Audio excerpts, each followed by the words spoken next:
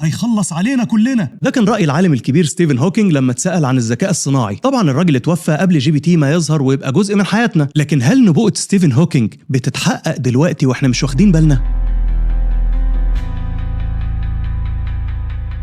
أول ما ظهر جي بي تي رد فعل الناس كان عجيب الصراحة. اللي قعد يغلطوا عشان يقول إن الفراعنة كانوا بيشربوا كابوتشينو، أو إن أحمس هزم الهكسوس بسلاح الطيران، وأي حاجات من النوع ده عشان يتريقوا عليه ويعتبروه عبيط يعني. لكن الحقيقة إنه مش عبيط ولا حاجة. ال AI بيفهم وبيفهم كويس قوي كمان، وعمل نقلة مرعبة في حاجات كنا فاكرينها حكر على البني آدمين. وعشان تفهم قصدي تعالى أوريك مثال من مجال تخصصي. علماء النفس الإيجابي لما بيحاولوا يعرفوا الحاجات اللي بتزود السعادة بيعملوا ايه؟ يروح مثلا معهد جالوب عامل لك استطلاع رأي عن السعادة بيشمل عشرات الآلاف من البشر حول العالم، يشوفوا مستوى سعادتهم ويقارنوها بالظروف اللي هم عايشين فيها على مدار سنة أو سنتين أو يا سيدي على مدار 10 أو 20 سنة. ده مثال للدراسات اللي كنا بنضرب لها تعظيم سلام، ما هو مفيش بعد كده يعني، لكننا اكتشفنا ان طلع فيه بعد كده. قالوا لك احنا هنعمل دراسة زي دي، هنشوف العوامل اللي بتؤثر في سعادة الناس لكن على مدار 200 سنة. شوف الفجر يا أخي. طب يعني هتعرف سعادة الناس ازاي من 200 سنة سعادتك؟ بص بقى المعجزة البحثية دي، قعدوا يلموا الوثائق اللي اتنشرت خلال ال 200 سنة الأخيرة،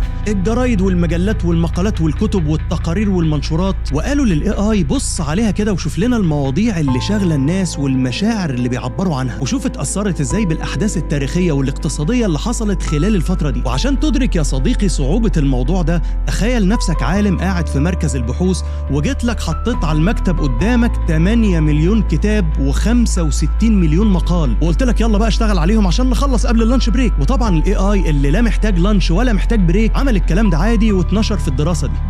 اللي عايز أقوله بالمثال ده إنك حتى لو متعلم أحسن تعليم في أعظم جامعة وخدت نوبل يا سيدي في تخصصك، برضه مش هتخلص البحث قبل اللانش بريك. وإذا كان في برامج دلوقتي بتعرف تقرأ الأشعة وتتنبأ بالأمراض بدقة أعلى من الدكتور نفسه، فما بالك بواحد زي أغلب الناس شغلته بسيطة أو روتينية، بيسوق عربية أو يرتب مواعيد أو يرد على التليفونات أو يعمل حسابات. هل هيلاقي مكان في سوق العمل؟ هل ال AI هيقعدنا في بيوتنا فعلا ويلبسنا الجلابية؟ الواضح إن محدش عارف الإجابة حتى اللي عاملين ال AI نفسه. لو سمعت الحوار اللي عمله سام ألتمان اللي هو رئيس شركة اوبن AI اللي عامله جي بي تي مع ليكس فريدمان أول ما أصدروا جي بي تي وعمل الضجة الكبيرة اللي حصل، تفاجأ يا صديقي وانت بتسمع الحوار إن ألتمان هو اللي بيسأل المذيع تفتكر احنا رايحين على فين؟ يا نهار احوس. فتكتشف ساعتها ان مفيش حد سايق والعربيه ماشيه لوحدها، خصوصا ان الاي اي ما عادش النهارده بتاع شركه واحده والصين دخلت في اللعب. يعني الموضوع بقى منافسه بين اطراف عكس بعض، مش خطه واضحه عارفين اخرتها ايه. العالم عشوائي وفوضوي جدا يا صديقي للاسف، والوضع المقندل ده ممكن يوصلنا لثلاث سيناريوهات. السيناريو المتفائل هو اللي بيقوله ايلون ماسك الجو روجان مثلا، ان الاي اي هيشتغل عندنا،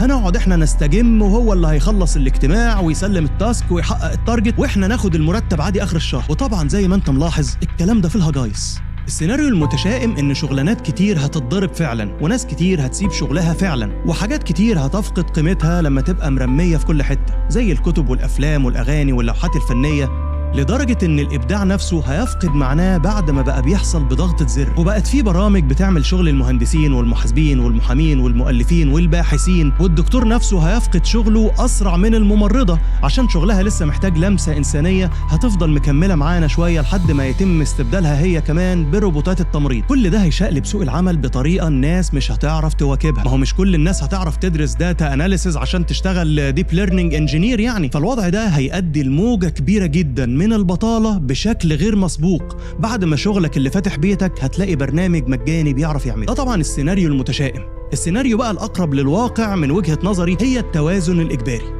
لو كل الشركات هتشتغل بالذكاء الصناعي والناس كلها هتترمي في الشارع، الشركات دي مش هتلاقي حد يشتري منتجاتها أصلا. يعني مش من مصلحة حد إن كل موظفين العالم ياخدوا استمارة 6، مش عشان النيوليبرالية حنينة يعني لا سمح الله، لكن عشان تفضل شغالة أصلا. فهيحصل نوع من التوازن الإجباري. هتلاقي مثلا زي ما بيحصل دلوقتي الاتحاد الأوروبي بيحاول يفرمل تطبيق ال AI في الشغل، أو القرار التنفيذي اللي أصدره بايدن في 2023 اللي قالك ممنوع ال AI يستخدم في مراقبة وتقييم الموظفين من وراهم. أو تلاقي دول تفكر تصرف إعانات بطالة أو تدرس فكرة الدخل الأساسي العالمي اللي هو الحكومة تديك فلوس تكفي احتياجاتك الأساسية من غير شغل كحق طبيعي لأي إنسان. ودي حاجة اتطبقت فعلا كتجربة كده في بعض الدول بالمناسبة. أو يبقى في اتفاق ضمني على إن خدمات ال AI الاستراتيجية تبقى غالية جدا، مش في إمكان أي شركة تستخدمها فيحافظوا على الوظائف. وده اللي حصل دلوقتي بشكل أو بآخر، زي تطبيقات ال AI الطبية اللي غالية جدا في حاجه شبه كده حصلت اللي هي تطبيقات التسوق الالكتروني، اللي اول ما ظهرت قعدوا يقولوا لك المحلات هتقفل والمولات هتفلس ومش هيبقى في اسواق تاني في العالم ومش هيبقى في حاجه اسمها واحد ينزل يشتري حاجاته من السوق. لكن كل ده ما حصلش، حصل نوع من التوازن لان الناس اتفقت ان الحاجات دي برضو مهمه، والكلام ده ممكن يطمنا شويه، لكن ما يمنعش اننا فعلا محتاجين برضو نطور من نفسنا عشان نستعد للي جاي. زمان كان الواحد يدخل الجامعه يتعلم الصنعه ويتخرج يشتغلها بنفس الطريقه طول عمره، لكن دلوقتي ما عادش الكلام ده. حسب تقرير الوظائف العالمي بيقول لك ايه هي المهارات اللي سوق العمل محتاجها في 2030، سواء مهارات معرفيه او مهارات تقنيه. فكان من اهمها ان التعلم يبقى اسلوب حياه، كل يوم بتظهر تقنيات جديده وبرامج وادوات AI، لو مش عارفها هتلاقي نفسك بره اللعبه تماما. وعشان تفهم قصدي تخيل دلوقتي الوضع عامل ازاي. تخيل نفسك واقف بالعكس على سلم متحرك نازل، لو فضلت واقف مكانك هتنزل، فلازم تفضل تتحرك وتطلع طول الوقت عشان على الاقل تفضل واقف في مكانك. خصص يوم في الاسبوع تاخد كورس اونلاين، تجرب برنامج جديد، تقرا المستجدات في مجالك. عقليه الفضول وحب التعلم والتفكير الابداعي اللي هي الحاجات اللي بيرشحها التقرير هي المهارات الذهنيه اللي هتخلينا عارفين نواكب سوق العمل الجديد اللي هيحتاج وظائف جديده، زي متخصصين الذكاء الصناعي والتعلم الآلي وتحليل البيانات الضخمه، زي ان حد يشغلك عشان تطور نظام ذكي المستشفى او تحلل بيانات الزباين عشان تتوقع ايه المنتج اللي ممكن يبيع اكتر السنه الجايه. ده غير ان السوق هيحتاج برضه حسب التقرير وظائف اداريه زي مطورين الاعمال ومديرين العمليات عشان يشرفوا يعني على كل المكن اللي شغال ده. يعني واضح كده ان كليات القمه في المستقبل هتبقى تجاره وحاسبات ومعلومات. وسط التغيرات السريعه اللي جايه اهم حاجه تقدر تعملها هي انك تحافظ على صحتك النفسيه، لانها اساس اي حاجه تانية في حياتك. مهما زاد حواليك عدم اليقين خليك متفائل، لان ده بيحميك من الاكتئاب ومفيد للقلب والجهاز المناعي والصحه العامه. فشوف يا صديقي، عايز اقول لك كده كلمتين بيني وبينك، في الايام اللي جايه دي زي ما بتطور نفسك خلي بالك من نفسك، ما تحاولش تجري ورا كل حاجه طول الوقت، واختار انت عايز تركز في ايه، لانك مش هتلاحق. خصص وقت لشغلك ووقت لنفسك، لانك في النهايه طاقتك محدوده، وده مش عيب على فكره، بالعكس، لان لسه من حقنا نفخر اننا بشر مش مكن. ما كنتش متخيل ان هيجي يوم اقول جمله زي دي. الكلام ده طبعا لحد ما الاي اي يبقى عنده وعي، وده موضوع ممكن نتكلم عنه في حلقه تانية. فما تنسوش تعملوا لايك وشير وسبسكرايب لو عايزين المحتوى ده يستمر، وفدتكم بعافيه.